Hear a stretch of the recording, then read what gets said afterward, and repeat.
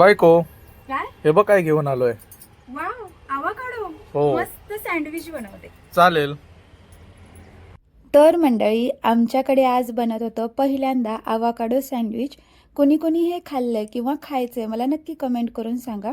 बरेच व्हिडिओ बघितले होते, हे खूप छान असतं, खूप असं आपल्या आरोग्याला चांगलं आहे, पण याची टेस्ट काय नसते. म्हटलं स्वतः ट्राय करून बघूया. तर अगदी स्टाईलमध्ये जसं दाखवतात ना, अगदी तसं मी याला कट केलं आहे. साधारणसं कच्चं होतं, पण ओके, व्यवस्थित ते मॅश झालं आणि कलरही अगदी परफेक्ट होता. फक्त काय होतं ना, खूप वेळ आपण याला कट करून ठेवलं तर ते लाल लाल पडायला लागतं, त्यामुळे लगेच आपल्याला याला तयार करायला घ्यायचं आहे. मस्त ह्याला सोलून मॅश करून घेतले आणि त्याच्यामध्ये बारीक चिरलेला कांदा, टोमॅटो, मिरची, कोथिंबीर आणि बारीक चिरून काकडी घातलेली आहे. याच्यामध्ये तुम्हाला गाजर वगैरे हवं असेल तरी तुम्ही घालू शकता, आवडीचा प्रश्न आहे. आता याच्यात काही स्पायसेस घालायचे आहेत, जसे चिली फ्लेक्स, ऑरिगॅनो, काळी मिरीची पावडर घालायची आहे, लाल तिखट जे मिक्स केलेलं नसतं ना ते लाल तिखट घातलं आहे, चवीनुसार मीठ घातलं आहे आणि अगदी मस्त चटपटीत अशी चव येण्यासाठी अर्धा लिंबू आहे तो याच्यामध्ये पिळून घेतला आहे आणि सगळं छान एकजीव मिक्स करून घेतले. खरं सांगायचं म्हटलं तर आवाकाडोची स्वतःची अशी काही वेगळी टेस्ट नसते, पण हे सगळ्या गोष्टी आपण याच्यामध्ये घालतो ना त्याने मस्त अशी याला टेस्ट येते. म्हणजे अगदी सँडविचमध्येच नाही तर सॅलड म्हणून सुद्धा आपण हे खाऊ शकतो. तर इथे आपला बेस आहे सँडविचचा, तो तयार झालेला आहे आणि मी इथे ब्राऊन ब्रेड घेतला आहे. तुम्हाला हवं तर नॉर्मल व्हाईट ब्रेड घेतलात तरी चालेल आणि व्यवस्थित याला स्प्रेड करून घ्यायचं आहे.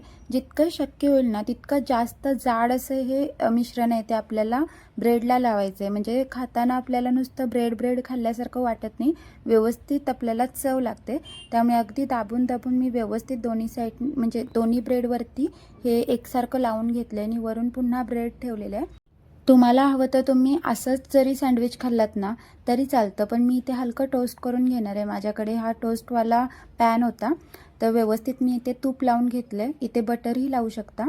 छान व्यवस्थित त्याच्यामध्ये मी सेट करून घेतले, वरूनसुद्धा बटर लावलं आणि त्याच्यानंतर गॅस लावून मीडियम टू लो गॅसवरती हलकं असं परतून परतून भाजलेलं आहे, जेणेकरून क्रिस्पी होईल. गॅस जर मोठा ठेवला ना तर पटकन रंग बदलतो आणि हवं तसं सँडविच आपलं क्रिस्पी होत नाही. त्यामुळे बारीक गॅसवरती आलटून पालटून आपल्याला याला छान असं भाजून घ्यायचं आहे आणि बघू शकता अगदी मस्त असा सुरेख रंग आला होता आणि लाईन लाईनचा पॅन असल्यामुळे अगदी त्याला डिझाईनसुद्धा बघू शकता किती मस्त तयार झालेली आहे. आणि जर आपण असं टोस्ट करून खातो ना तर लगेचच गरम गरम खावा, मगच मजा येते. गार झाल्यानंतर फारशी मजा येत नाही खायला. मी एक सँडविच आहे ते मधून कट करून दाखवते. कट करताना सुद्धा तुम्ही बघू शकता किती क्रम्स पडत आहेत. अगदी मस्त परफेक्ट असं टोस्ट झालं होतं हे आणि आतमधून लेअरसुद्धा अगदी परफेक्ट आली होती. हे सँडविच तुम्ही टोमॅटो सॉस किंवा पुदिन्याच्या चटणीसोबत खाल्लात तरी चालेल. आजची रेसिपी तुम्हाला कशी वाटली मला नक्की कमेंट करून सांगा आणि अशाच व्हिडिओसोबत पुन्हा पुन्हा भेटू. तोपर्यंत खा प्या मजा करा. Bye bye.